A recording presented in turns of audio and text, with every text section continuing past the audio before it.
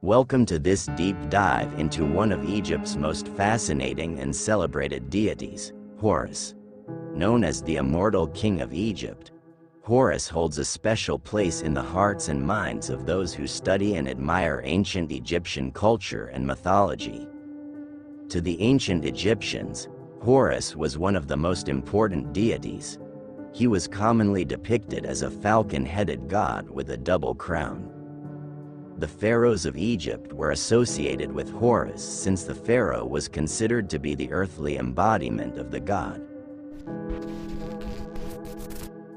In the beginning stages of the ancient Egyptian religion, Horus was believed to be the god of war and the sky, and was married to the goddess Hathor. As the religion progressed, Horus was seen as the son of Osiris and Isis, as well as the opponent of Seth. This change in belief created the myth about Horus and Seth, in which Seth was jealous of Osiris, his brother and king of the deities, because he himself wanted to be king. He murdered Osiris and split the body into pieces, which he scattered throughout Egypt. Isis, wife and sister of Osiris, searched and collected the pieces of her husband with the help of her sister, Nephthys. Isis brought Osiris back to life, and he became the lord of the underworld and lord of the sacred land. Isis then gave birth to their son, Horus, and kept him hidden so he could one day defeat Seth. Once older, Horus claimed his right to the throne and battled Seth. Horus eventually won and became king. However, during battle, Seth damaged Horus's eye, dividing it into 6 pieces. Thoth restored the eye, thus creating the Eye of Horus or Wajet. The 6 pieces represent a series of fractions and the 6 senses, which included thought as a sense. The name Horus is the Latin version of the Egyptian Hor, which means the distant one, a reference to his role as a sky god. The elder Horus, brother of Osiris, Isis, Set, and Nephthys, is known as Horus the Great in English or Harwer and Haroris in Egyptian. The son of Osiris and Isis is known as Horus the Child, Hor-Pa-Kerd, who was transformed into the Greek god Harpocrates after Alexander the Great conquered Egypt in 331 BCE. Harpocrates also means Horus the Child, but the deity differed from the Egyptian Horus. Harpocrates was the Greek god of silence and confidentiality, the keeper of secrets, whose statuary regularly depicts him as a winged child with his finger to his lips. Horus the Younger, on the other hand, was a powerful sky god associated with the sun, primarily, but also the moon. He was the protector of the royalty of Egypt, avenger of wrongs, defender of order, uniter of the 2 lands and, based on his battles with Set, a god of war regularly invoked by Egyptian rulers before battle and praised afterwards. In time, he became combined with the sun god Ra to form a new deity, Ra-Herakht, god of the sun who sailed across the sky during the day and was depicted as a falcon-headed man wearing the double crown of Upper and Lower Egypt with the sun disk on it.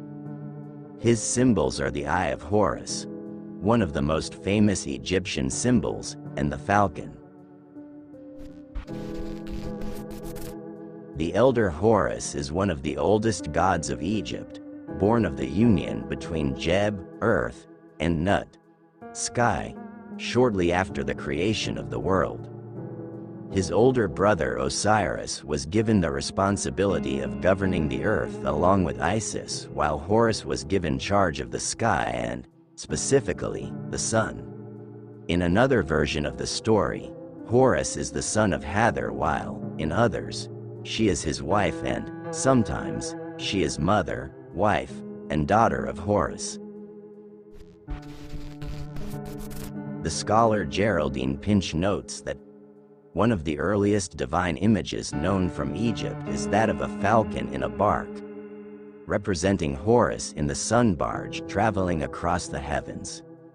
Horus is also depicted as a creator god and benevolent protector. There were many falcon gods, known as avian deities, in Egyptian religion who were eventually absorbed into the god known as Horus. Some, such as Dunanwy from Upper Egypt, appear early in history while others, like Montu, were popular later. Horus' early association with Dunanwy has been challenged by scholars, but there is no doubt he was later combined with the god as Horus Anubis. Dunanwy was a local god of the 18th Upper Nome province, while Horus was widely worshipped throughout the country. It is possible that, like Inanna in Mesopotamia, the figure of Horus began as a local god such as Dunanwy, but it seems more likely that Horus was fully realized early in Egypt's religious development. Egyptologist Richard H. Wilkinson comments on how Horus was one of the earliest of Egyptian deities. His name is attested from the beginning of the dynastic period, and it is probable that early falcon deities such as that shown restraining the "marsh dwellers" on the Narmer palette represent this same god. Rulers of the pre-dynastic period in Egypt, circa 6000–3150 BCE, were known as followers of Horus, which attests to an even earlier point of veneration in Egypt's history. In his role as the Distant One, he performs the same task as the Distant Goddess, a function associated with Hathor, and a number of other female deities, who go forth from Ra and return, bringing transformation. The sun and the moon were considered Horus' eyes as he watched over the people of the world day and night, but could also draw near to them in times of trouble or doubt. Imagined as a falcon, he could fly far from Ra and return with vital information and, in the same way, could quickly bring comfort to those in need. From the early dynastic period, circa 3150 circa 2613 BCE, onwards, Horus was linked with the king of Egypt, though later rulers associated themselves with Horus the Younger. Historian Margaret Bunsen writes, "The Serek, the earliest of the king's symbols, depicted a falcon, or hawk, on a perch." As a result, devotion to Horus spread throughout Egypt, but in various locales the forms, traditions, and rituals honoring the god varied greatly. This variation gave rise to a number of different epithets and roles for this deity, and eventually led to his transformation from the elder Horus to the child of Osiris and Isis. The younger Horus is sometimes mentioned as related to the older god, but quickly eclipsed him and assumed many of his characteristics.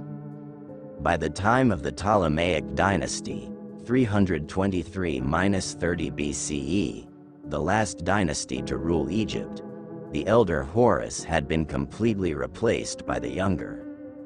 Statues of Horus the child from the Ptolemaic period show him as a young boy with his finger to his lips, perhaps representing the time when he had to remain quiet when hiding from his uncle Set as a child. In his young form, he came to represent a promise by the gods to take care of suffering humanity, since he had himself suffered as a child and knew how it felt to be fragile and surrounded by dangers. Pinch, 147. It was this form of Horus who would become the Greek Harpocrates, whom Plutarch called the second son of Isis, and who would go on to become popular in the Roman world. The cult of Isis was the most popular mystery cult in Rome, greatly influencing the development of Christianity, and Harpocrates was the divine son depicted in ancient Roman art with his mother. The story of Horus comes out of the Osiris myth, which was one of the most popular in ancient Egypt and gave rise to the cult of Isis. This story begins shortly after the creation of the world, when Osiris and Isis ruled over a paradise they created. When men and women were born from the tears of autumn, Ra, they were uncivilized and barbaric. Osiris taught them culture, religious observances to honor the gods, and the art of agriculture. The people were all equal at this time, men and women, owing to the gifts of Isis which were dispensed to all. Food was plentiful and there was no want or need unfulfilled. Osiris' brother, Set, grew jealous of him, and this envy turned to hatred when Set discovered that his wife, Nephthys, had transformed herself into the likeness of Isis and seduced Osiris. Set was not angry with Nephthys, however, but focused his revenge on his brother, the beautiful one, who had presented a temptation too strong for Nephthys to resist. Set tricked Osiris into laying down in a casket he had made to his brother's exact specifications, and, once Osiris was inside, Set slammed the lid on and threw the box into the Nile. The casket floated down the river to eventually lodge in a tamarisk tree by the shores of Byblos, where the king and queen admired its beauty and sweet scent and had it cut down for a pillar in their court. While this was going on, Set has usurped Osiris' rule and reigned over the land with Nephthys. He neglected the gifts which Osiris and Isis had bequeathed, and the land suffered drought and famine.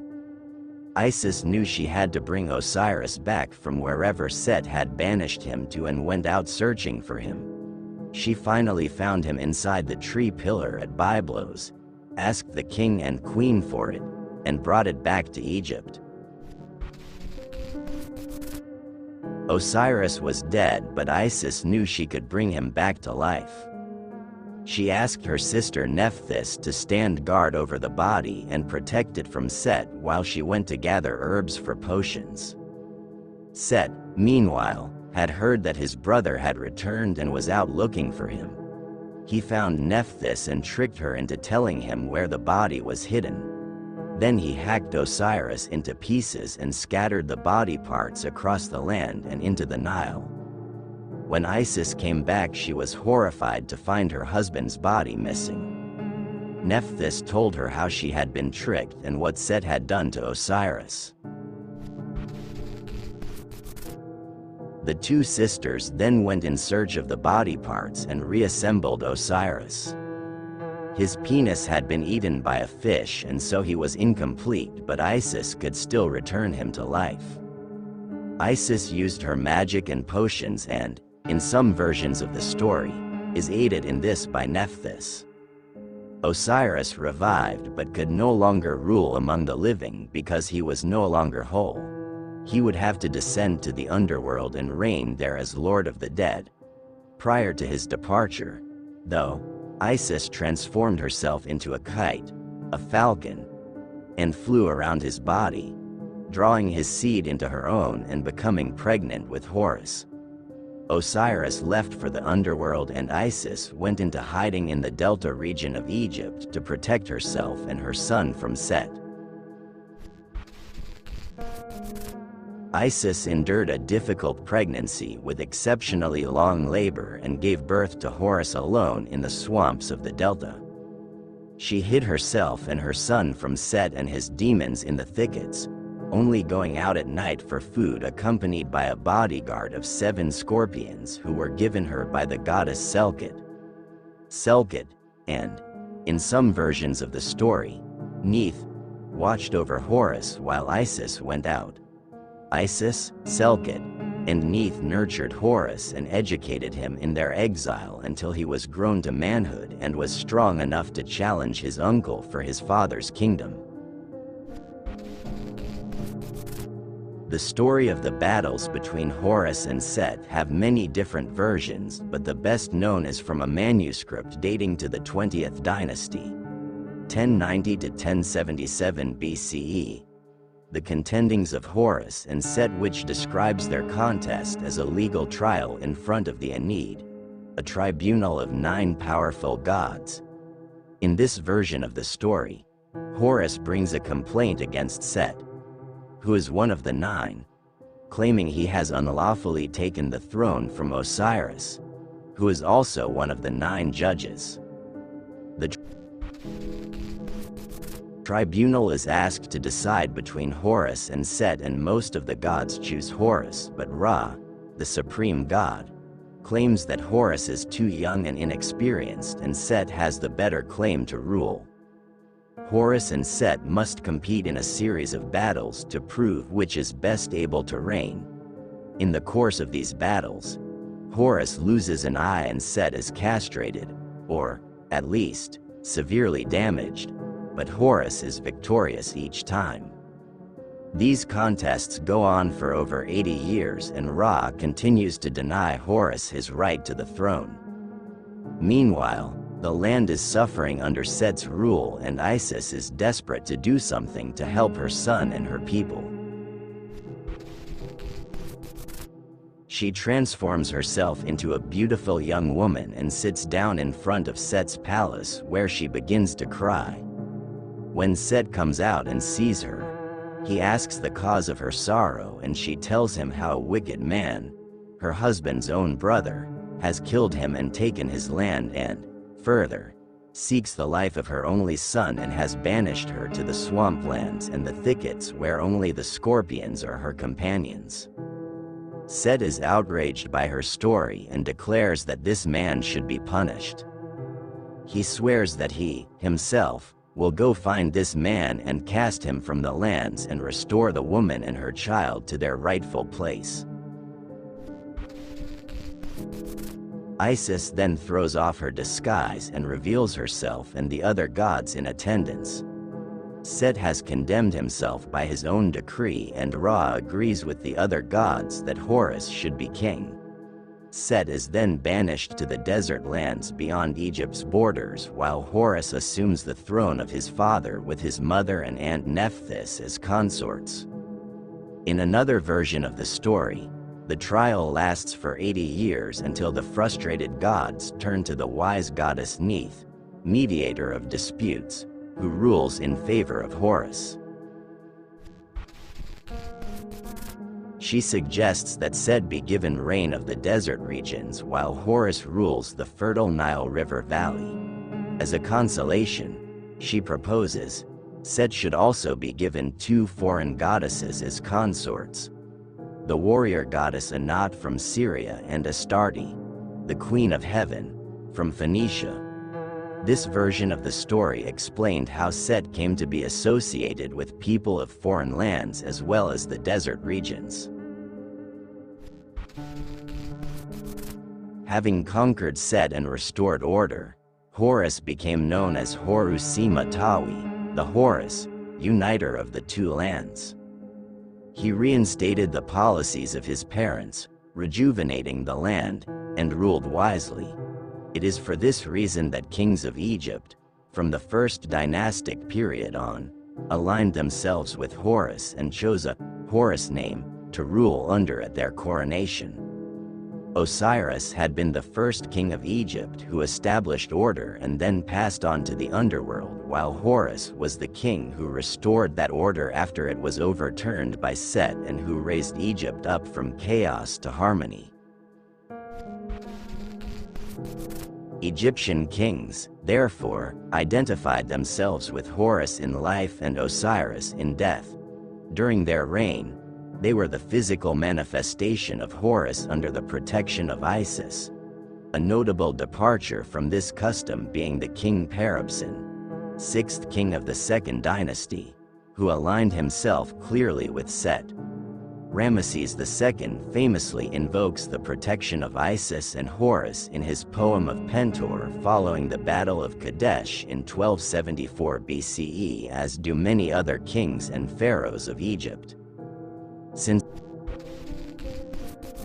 the king of Egypt was the "great house" who protected his people, All the citizens of Egypt were under the protection of Horus. He was worshipped in many forms and in many different sites. Wilkinson notes that Horus was worshipped along with other deities in many Egyptian temples, and important sites of his worship are known from one end of Egypt to the other. His importance as the uniter of the two lands and maintainer of order made him a representation of the concept of balance, which was highly valued by the Egyptians. While Egyptian culture is often viewed as a monolith, the reality is that it spanned 3 millennia and became incredibly diverse over time. Elements of Egyptian mythology were also incorporated into Greek and Roman worship. Even the Egyptians sometimes appear to have developed a popular memory for their massive icons. The Great Sphinx of Giza was erected during the reign of King Khafra, circa 2500 BCE, and its true purpose remains something of a mystery. However, about 1,000 years after its construction, the Egyptians believed it to be a depiction of Hor-em-Akhet, or Horus of the horizon. This massive stone figure was so old that even the culture that generated it lost sight of its original meaning.